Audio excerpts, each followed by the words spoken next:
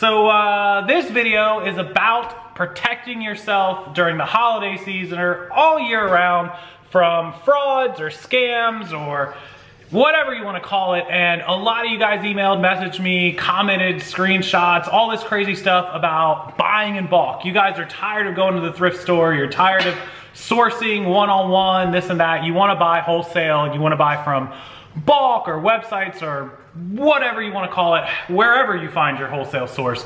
And you want to know about the proper way to go about buying wholesale and bulk purchases and the proper way to protect yourself in the event that you come to a deal or an agreement with a supplier, how to make sure that you get exactly what you're buying, exactly what you're paying for, and to make sure that the deal goes right for both parties. So that's what we want to talk about today. It's a popular topic inside of my Facebook group, inside of my YouTube, all over the place, very, very popular. And so I just figured why not as my Christmas present to all of you to discuss the proper procedures and handling of wholesale bulk purchasing. So let's just jump right into it. Okay, so some of you that watch me, some of you that may not watch me or only watching me tonight are very interested in bulk purchasing and wholesale purchasing. And we've talked about stuff like bulk.com and liquidations.com and like Groupon purchasing and Amazon warehouse deals and like Home Depot or Best Buy or Kmart or Walmart, all the wholesale purchasing and places where you can get stuff in big quantities, which is awesome. And I'm glad that you guys are really taking an interest and taking, you know, the initiative to try to go those routes. And you can even find other resellers locally or maybe out of state or through Instagram or Facebook or Twitter or social media or YouTube or wherever that you could possibly purchase their inventory from. I have bought inventory off of people like the storage unit buyers who are interested in like the hard goods, but when they get a storage unit full of clothes, they just want to sell, you know, a couple hundred pieces of clothes all at once, or 500 or 800 or 900 or 1,000 pieces of clothes. And so that's a really great source. But sometimes I've made connections where they're out of state. So I can't physically go buy the merchandise, pick it up and bring it back. I have to pay them and have the merchandise shipped in. And that's perfectly okay because you can't always count on these available you know, opportunities to always be right in your city. So what are we to do? Well, there's 5 points, 5 ways to protect yourself. And one, make sure you don't get, you know, scammed out of money or scammed out of product or whatever the case is. And also to make sure that you build a relationship with people for the future, because ultimately if somebody can get you one, you know, large quantity of items of whatever it may be, whether it's clothing or video games or whatever, it's possible they can get you more in the future, and you want to make sure that you keep them happy. That is like business 101. Always keep your suppliers happy, because if you can, they'll give you better deals next time. So let's go over the 5 points of protecting yourself. So point number 1, and it is the most important thing, period, is writing. Everything should be in writing if it is being purchased past a handshake in person. So if you're having merchandise shipped in, you're having merchandise, you know, wholesaled, freighted, whatever, to you, and you have not seen it in person, you did not fly out, you did not drive to get it. And even if you did drive or fly out, because I've seen people fly out to a warehouse, you know, look at some inventory, fly back, and then it ships in the next day. Get it in writing. You should have a manifest. And if you don't know what a manifest is, Google it. But it's basically just an inventory list of everything you'll be buying. Every make, every model, every brand, every quantity, every condition. It should be A condition, B condition, C condition, D condition. You know, brand new with tags, brand new without tags, used, stained, damaged, salvaged, X. I can show you 1,000 sites. They all do it the same way. It's wholesale 101. So get it in writing, get a manifest, get a list. If that's not available and they don't want to give that to you, then probably not the best idea to do business with them. You still can, which we'll get to that in just a second about how you can still do it safely.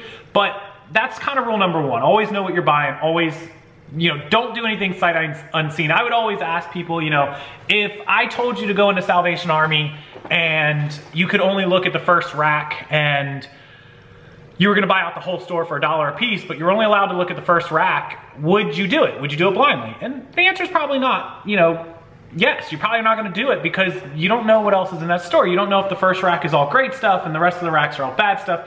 You just gotta know what you're buying. You always have to know what you're buying. Okay, so that's number 1. Number 2 is get photos. Photographic evidence of what it is, if you can, alongside of the manifest, because the photographs will back up the manifest. They kind of go together, but that's number 2. As many photos as possible. I know if you're buying 1,000 pieces, probably not reasonable to get 1,000 photos, but trust me, I have been presented manifest with, you know, 100 pieces or 50 pieces and a couple of photos, and then I get a couple batches of photos. Good enough for me. Then you get a good idea. You'll know whether you should be buying it or not. So that's number 2, is photos to back up the in writing. Number 3 is payment. So a lot of these bigger websites, they're gonna require you to wire the money. They're gonna require you to pay with a credit card or an ACH or a wire transfer. And when they're big established companies, we're talking Home Depot, we're talking Walmart, we're talking liquidation.com, really you don't have a way around that. And the preference is credit card if you can, because you could always do a chargeback if they send you something that's not right, or they send you garbage, or it's just not what you ordered, you can charge back. Most of those companies though are upstanding, and they will work with you on returns or replacing or exchanging. You know, they're not out to scam you or screw you or you know, take money from you. So, but always the payment section, credit card with those big companies. If they do a wire transfer only or ACH, it's a little harder to fight the bank than a credit card. Credit card companies are so easy to do charge back on, but it can still be done. So let's talk about buying from somebody off social media or local or whatever it is. My recommendation is one of 2 things. First is the obvious, it's a PayPal invoice. So you'll issue an invoice if you're the buyer, and it will have that manifest attached to it, or a list or an inventory or a full description, as descriptive as possible invoice that you can pay. And they'll have to issue that to you.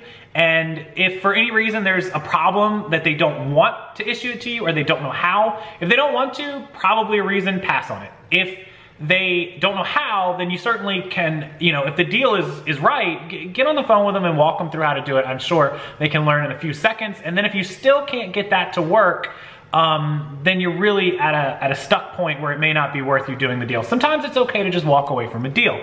You know, don't let greed get in the way of being safe about a transaction. Always, always, always. So that's number 3, is your payment.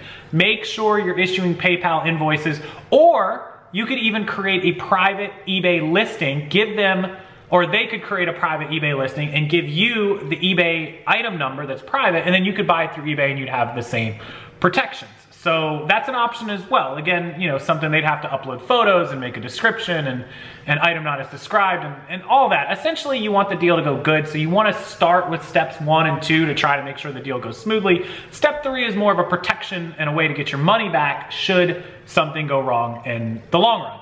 Okay, so number 4 on the list of being a buyer of wholesale merchandise, because we're talking about us being the buyer essentially, because we want to go out and get merchandise.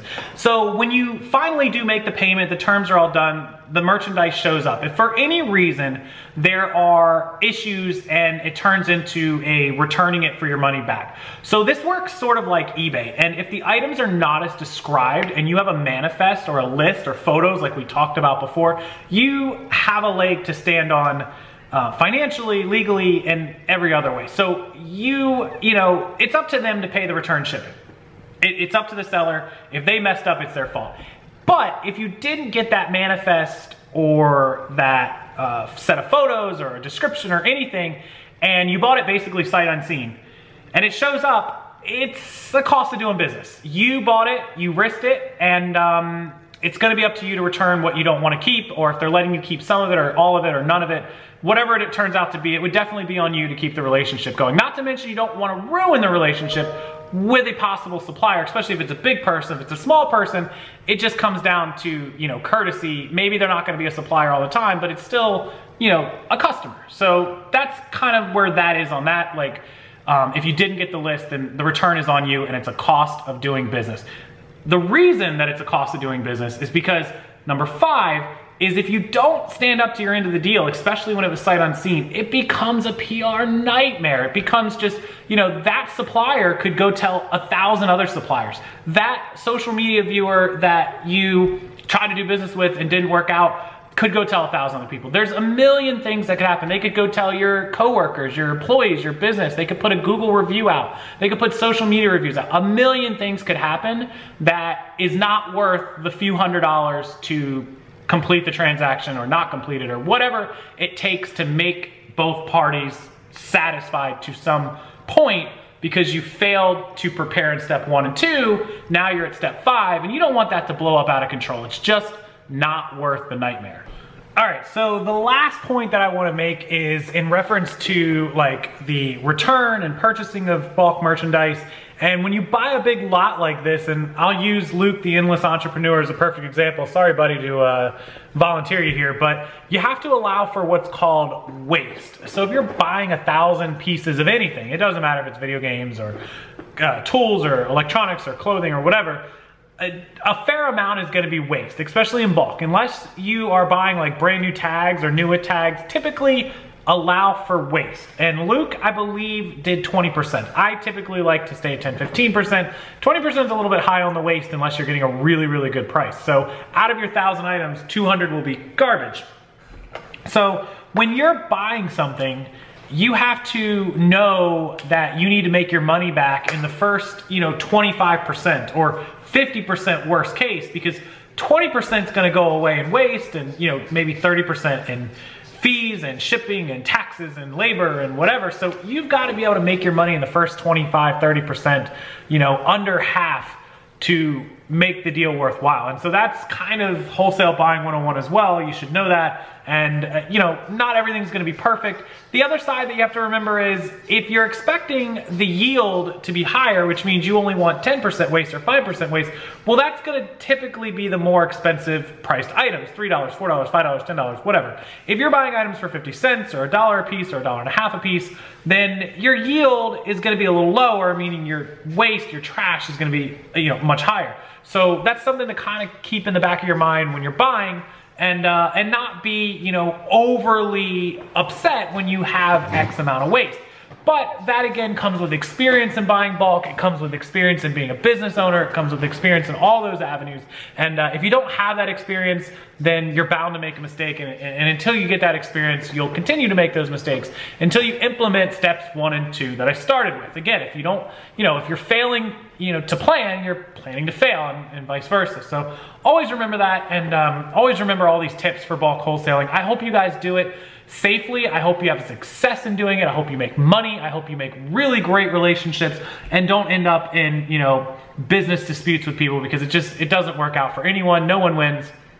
And at the end of the day, the only way to make money is to build those business relationships and not to ruin them and burn bridges. So keep that in mind when you go into a deal with somebody. Do everything you can to, smooth out any issues that may arise. And that's just kind of my advice, and that's been my opinion and my experience in the bulk purchasing and bulk selling category. With that said, I'll leave the comment section to all of you guys and girls and fine young women, fine young ladies, and fine business people. Remember, my comments are held. Unfortunately, I have to do that because there are some bad apples in the community, and but I will approve them as quickly as possible. So if you have something awesome to say, something positive, something reasonable, even if you don't agree with me, I'll be happy to debate it with you in the comment section. Just be respectful. If you're respectful and the comment is respectful, I will approve it. I will give you my response, and we can have a friendly debate, a business debate. We can even agree to disagree and move on to the next video. But if you're a tool bag or a turd in the comment section, I'm just not even gonna take the time to waste on you. So I really wanna see some great comments, some great conversation, and I really wanna hear some awesome stories. If you've ever bought in bulk, or you've ever done wholesale purchasing, or you've had success, not asking you to share your sources. I would never ask anyone to do that, but just tell us how it went, maybe what you bought, how you did, and love to hear about it. Whatever you have to say, please use the comment section below. It belongs to all of you, and I will see you again in the next video.